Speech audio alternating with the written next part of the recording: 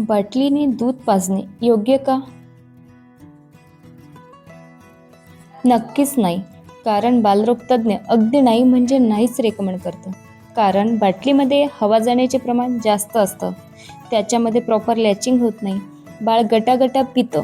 बरेचदा ॲस्पिरेशनमध्ये फुफ्फुसांमध्ये गटागटा पिल्यामुळे ते फुफ्फुसांमध्ये दूध जाऊन निमोनिया होण्याचे चान्सेस वाढतात. त्याला ॲस्पिरेशनल निमोनिया असेही म्हणतात. बाटलीची सवय लागली की ती सुटत नाही. मग मुलं मोठं होईपर्यंत ती बाटली घेऊन बसतात. त्यामुळे डेंटल कॅरीज म्हणजे दात किडण्याची समस्या किंवा डेंटल अलाइनमेंट म्हणजे दात पुढे येणे, ओठ पुढे येणे अशा समस्याही होतात.